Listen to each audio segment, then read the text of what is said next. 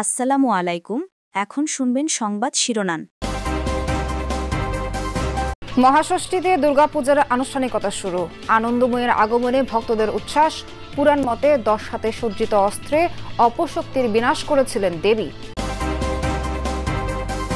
টাঙ্গাইলে মূল পাইপলাইন ফেটে শহরে আবাসিক ও কারখানায় গ্যাস সরবরাহ বন্ধ। বিদ্যুৎ বিচ্ছিন্ন 3 উপজেলা, শুরু হয়নি মেরামত কাজ।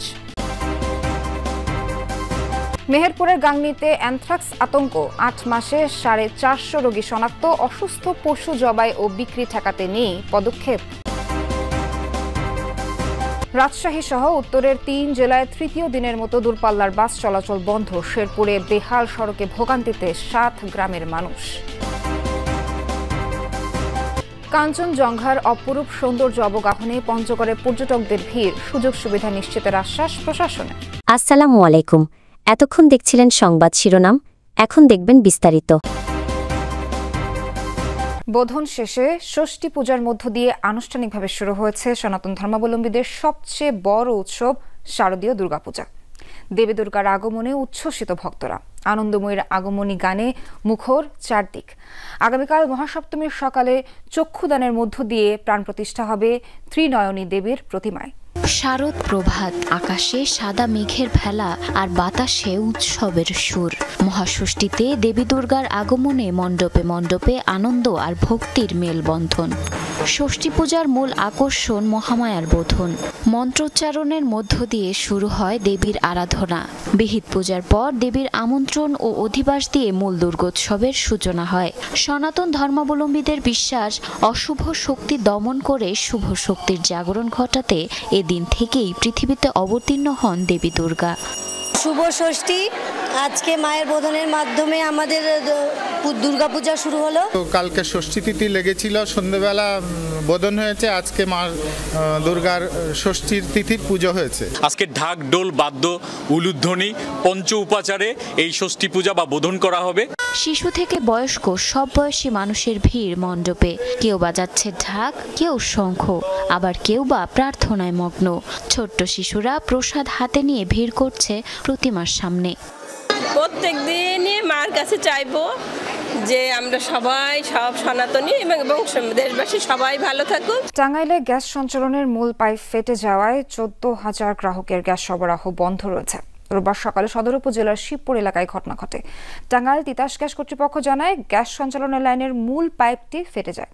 এতে শহরের প্রায় 14,000 গ্রাহক ও 15টি সিএনজি স্টেশন সহ সকল কারখানায় গ্যাস সরবরাহ বন্ধ হয়ে যায়। এদিকে গ্যাস পাইপের ওপর পল্লী বিদ্যুতের খুঁটি থাকায় টাঙ্গাইল সদর, নাগরপুর ও দেলদুয়ার উপজেলার প্রায় 2 লাখ গ্রাহকের বিদ্যুৎ সরবরাহ বন্ধ। বিদ্যুৎ স্বাভাবিক করতে কাজ করছেন শ্রমিকরা। পল্লী বিদ্যুৎ সমিতির কর্মকর্তারা জানান, গ্যাস লাইনের উপর বিদ্যুৎ খুঁটি ছিল। দুর্ঘটনার পর সেটি সরানোর কাজ চলছে। গ্যাসের লাইন লিক হয়ে আমাদের খুঁটির গোড়াতে স্পার্ক করে আগুন ধরছে। আমাদের এখানে সার্কিট আছে হলো 33 কেবি লাইন। এই 33 কেবি লাইনের ঝুঁকিপূর্ণর কারণে অপসারণ করে আমরা পাশে আরেকটা নতুন খুঁটি স্থাপন করবো।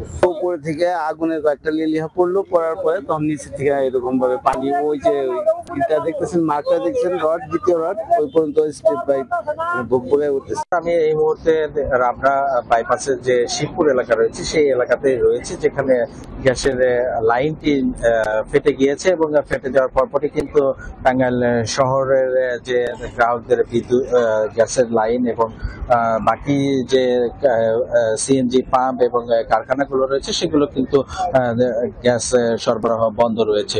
আরেকটি বিষয় জানিয়ে রাখি যে আমি টাঙ্গাইলের চন্ডারের যিনি সহকারী প্রকৌশলী আব্দুল আলিম, তার সাথে কথা বলেছি। তিনি এখানে উপস্থিত হয়েছিলেন, গ্যাসের প্রকৌশলী। তিনি জানিয়েছেন যে টাঙ্গাইল শহরে যে গ্যাসের সরবরাহ সেটি তারা বাইপাস করে দেওয়ার চেষ্টা করছে। মেহেরপুরের গাংনীতে উদ্বেগজনক হারে বাড়ছে অ্যানথ্রাক্স রোগীর সংখ্যা।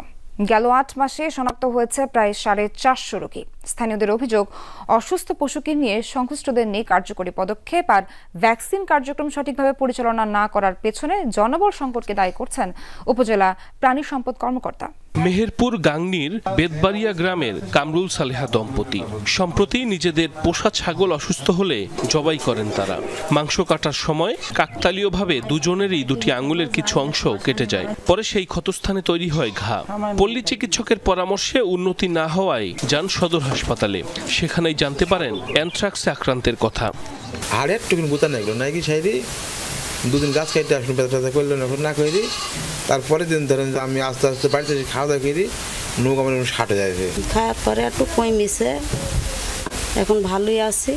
কামরুল সালেহার মতো উপজেলার আরো কয়েকটি গ্রামে এই প্রাদুর্ভাবের খবর পাওয়া গেছে।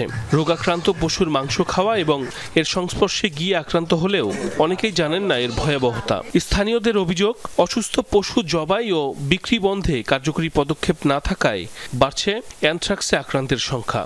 যখন 1 লাখ 1.5 লাখ টাকা দামের গরু, তখন তো আর ফেলে দেওয়া যায় না, তখন তো হয়েছে জবাই করে দেয়। গোশত যদি খাওয়া যায় তখন অনেকজন অসুস্থ হয়ে যায়। ডাক্তাররা গ্রামে আসবে, সেই বিষয়ে কথা বলবে, জানবে, খোঁজ খবর নেবে, কিন্তু এগুলো কেউ করে না। আবার ওষুধ কিনতে গেলে ওষুধের প্রচুর দাম। বাস মালিকদের ধর্মঘটে তৃতীয় দিনের মতো আজও বন্ধ রয়েছে রাজশাহী, নাটোর ও চাঁপাইনবাবগঞ্জ থেকে ঢাকাগামী বাসের চলাচল।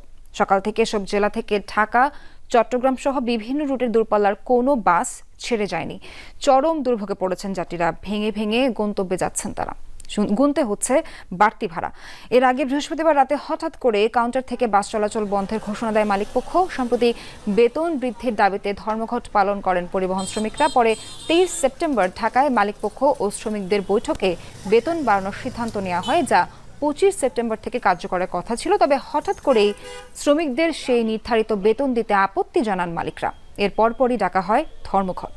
3 যুগের আগের ভয়াবহ বন্যার সড়কে সৃষ্টি গর্ত এখনও ভোগাচ্ছে শেরপুর সদরের অন্তত 30,000 মানুষের। সড়কের মাঝে বিশাল সে গর্ত এখন রূপ নিয়েছে স্থায়ী জলাবদ্ধতায়। এই দীর্ঘদিনেও এই অংশে স্থায়ী সংস্কার বা ব্রিজ নির্মাণ করা হয়নি। ফলাফল জনদুর্ভোগ চরমে। এভাবেই হাঁটু কোমর সমান পানি মারিয়ে চলাচল করতে হয় অন্তত 7 গ্রামের মানুষকে।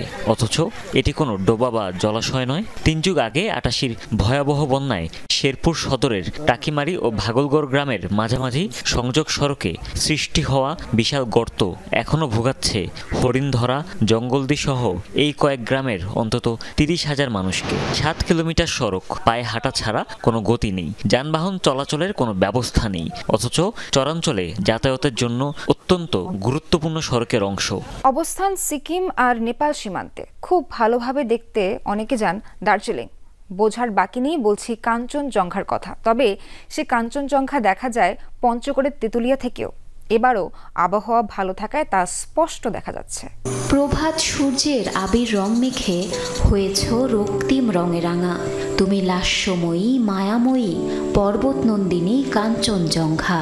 যখন ভোরের আলো চুইয়ে পড়ে ধানের ডগায়, তখন পুরো পৃথিবী নিঃশব্দ হয়ে শোনে পাহাড়ের গল্প। পর্বত সেই ভারতের সিকিম আর নেপালে। সূর্য যখন আলতো করে তার প্রথম কিরণ ফেলতে শুরু করে, তখন খুব দূরে যেন মেঘের সীমানা ছাড়িয়ে উকি দেয় তুষার শুভ্র কাঞ্চনজঙ্ঘা। কখনো সাদা, গোলাপি, আবার কখনো রক্তরাঙা আভায় ধরা দেয় বরফ চূড়া।